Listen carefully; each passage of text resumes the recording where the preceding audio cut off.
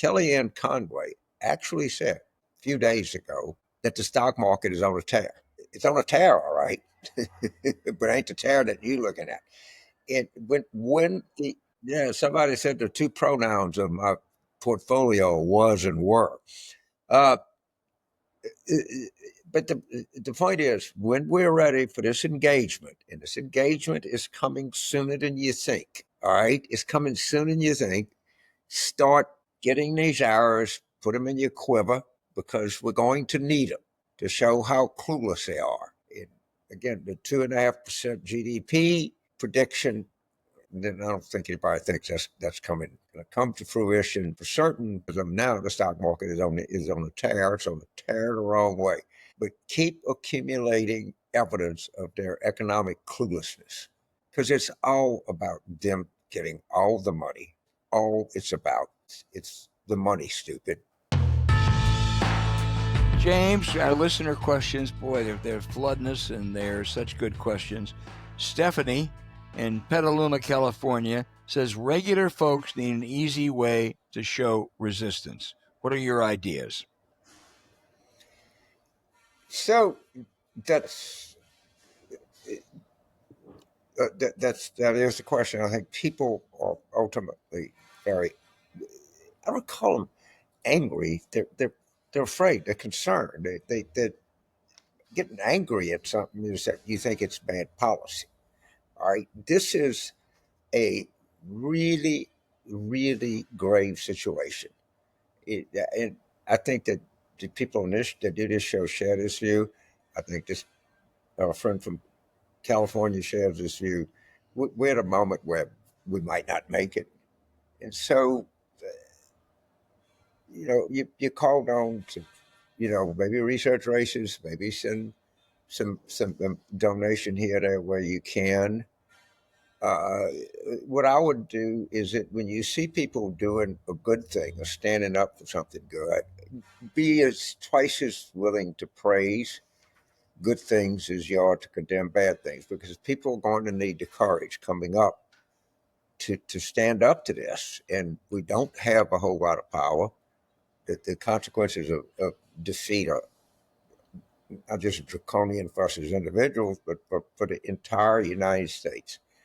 So I understand citizen power is limited. Hell, the power of being a United States Senator is limited. We're in a minority. And whatever you do, take from this the lesson that winning elections is everything. Absolutely. There's nothing remotely close. And if we do make it through this, which is not a given, let's collectively pledge that we're not going to have a stupid cycle like we did in 2024. And Stephanie, James earlier mentioned the importance of that April 1 Supreme Court race in Wisconsin. That's 2,000 miles away from Petaluma. But if you have any Badger State friends, tell them that race that Elon Musk is going to throw, I don't know, he's thrown in 10 million already, probably throwing 20 million. Elon Musk is trying to dictate a Wisconsin State Supreme Court race. Tens of $millions. The other candidate out there, your candidate, Stephanie, would be Susan Crawford. Tell your friends. Brian in Nassau County, New York, says, how is it that Tommy Tuberville, not the savviest of senators, boy, that puts it mildly, Brian, figured out how to gum up the Democrats' Senate agenda during the Biden administration, but Senator Schumer and others can't figure out any similar tactics to gum up the Senate Republicans? Well, first of all, it takes time. What Tuberville did was outrageous. He held up military promotions. There will be opportunities for Democrats to do that kind of stuff, hold up nominations, put holds on things, and they have to exercise it. It's really not a very good procedure. I think the holds, by and large, are a bad part of Senate rules. But damn it, you are not going to unilaterally disarm. And I think those opportunities, Brian, will arise. Yeah, he did that to what end? I mean, could you do something like that? But you'd have to be as stupid as Tommy Tuberville to do something like that. Unfortunately, I don't know of any Democratic senator that is anywhere near that stupid. Oh, you could take the stupidest Democrat. So, and it was a stupid thing. It compromised national security. It irritated to no end. It held up people's lives. And there was never going to be any avail to it. And I'm saying we're going to have to do a lot of things that will be difficult, but we don't need to do. We need to do difficult, necessary things, not stupid, unnecessary things. But you have to be as stupid as Tommy Tuberville to think of something this stupid. Uh, I mean, I think the only real blemish on Nick Saban's record was losing any football game to Tommy Tuberville. But moving on, John in Gurnee, Illinois. John's a frequent questioner, and they're always good. Asked Trump tariffs and Doge cuts will hurt people in rural areas. These voters are overwhelmingly Republicans. Is now the time for Democrats to campaign hard in rural areas? Well, I think it was always the time for Democrats to campaign hard in rural areas. I don't know how the party ever got away from that. Some of its more urbanist members and commentators lived in a folly of a world that we could exist in elections by just concentrating on large urban areas, that are even not even that strategically located. I would recommend a piece by Michelle Cottle in the New York Times today on Jason Crow, because I think Jason Crow is the kind of prototype of what the modern Democratic Party should embrace. I've said it before, and I'll say it again. And, it's now, this should give us, if we play this very smartly, it should give us an opportunity to literally reintroduce ourselves to rural America. Because for large swaths of rural America, they feel like the Democratic Party doesn't see them, doesn't talk to them, or does not prioritize them. And, this gives us a chance for them to take another look at the Democratic Party. Right. And I hope that we don't, the stupidity of we got to be the most progressive, self righteous, moralistic people in the world. And, people that live in rural America just, fat, lazy, and stupid, which is decidedly not true. But that's the way that some of the urbanist elements of our party have tried to come across. And Yeah. it's stupid, and they ought to apologize to the world for being so goddamn stupid.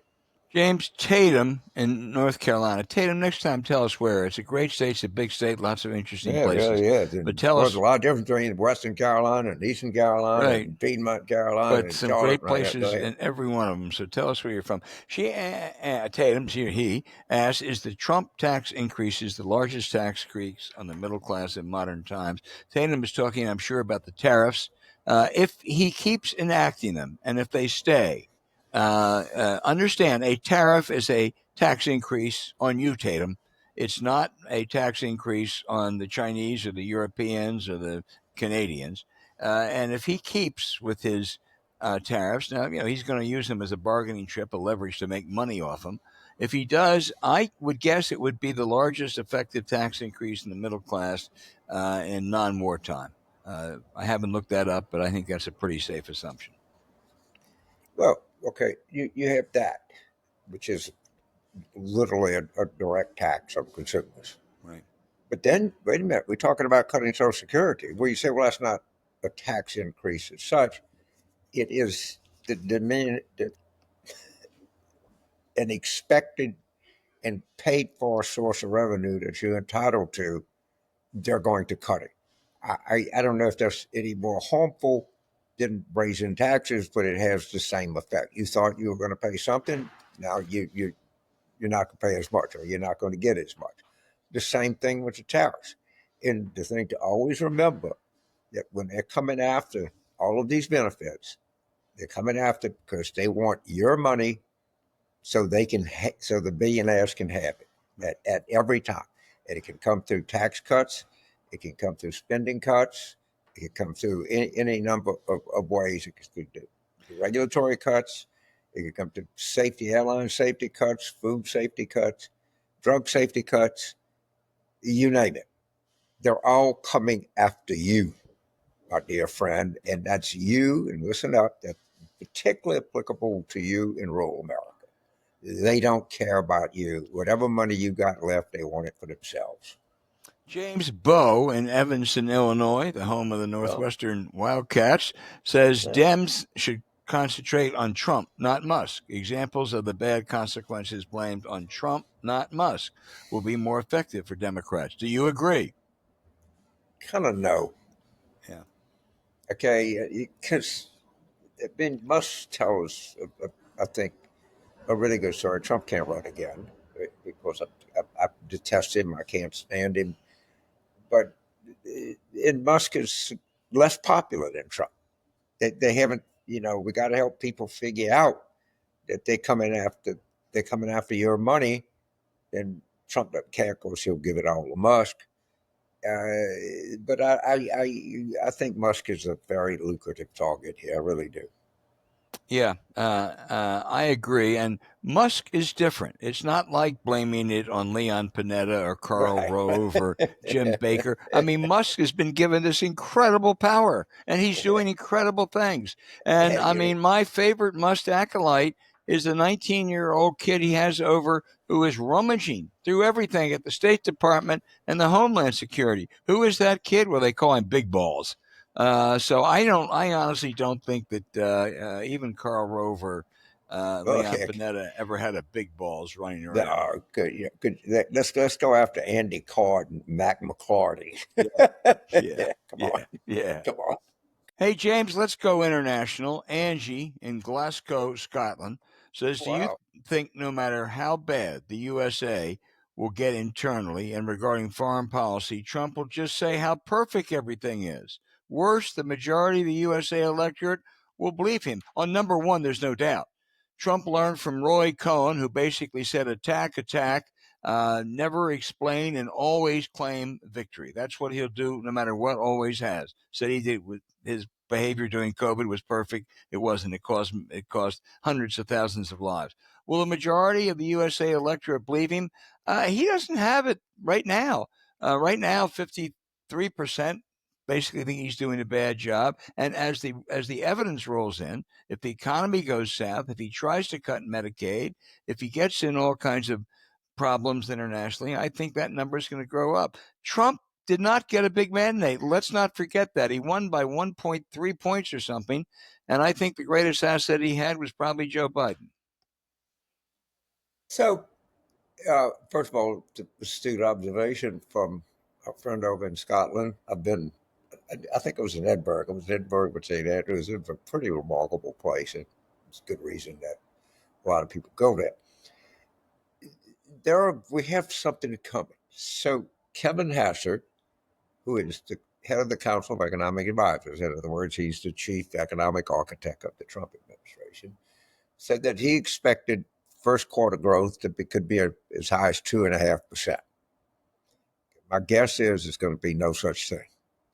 And you just catalog that away is evidence that they're clueless. Kellyanne Conway actually said a few days ago that the stock market is on a tear. It's on a tear, all right, but ain't the tear that you're looking at. And Tearing up my IRA. yeah, somebody said the two pronouns of my portfolio was and were. Uh, but the point is, when we're ready for this engagement, and this engagement is coming sooner than you think, all right, it's coming sooner than you think. Start getting these arrows, put them in your quiver, because we're going to need them to show how clueless they are. And again, the 2.5% GDP prediction. I don't think anybody thinks that's going to come to fruition. For certain, as of now, the stock market is on a tear. It's on a tear the wrong way. But keep accumulating evidence of their economic cluelessness, because it's all about them getting all the money. It's all it's about. It's the money, stupid. Yeah, it sure is. James, our final question from Andy in Canberra, Australia. Wow. Beautiful place down under. Who says you really need a word for what Trump is doing? I reckon a play on words using woke could do the job. Troke, choke. Rather woke than broke. Any suggestions?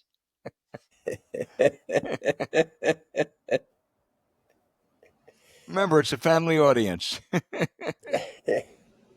You know, Aussies, we had a Bill a long time ago. He was a basketball player. Oh, she Eddie Polyabekis. He was from Canberra, Australia. Yeah. And he probably did more to increase Louisiana's knowledge of Australian geography than anybody else. What the hell's Canberra, Australia? It's actually the capital. What? You mean Sydney's not the capital? It's not Melbourne? Yeah, it's actually, it is one of those places. Another one that comes to mind is Brazil, where they just built a city to be the capital. But most places it's Paris or London. We did the same thing with Washington, but it's just been around for a long time. Yeah. Yeah. But Australians, I'm so glad that they're our allies because they've got such a wonderful sense of humor. And maybe I hope our Australian friends keep writing in because they always bring something more to the conversation. And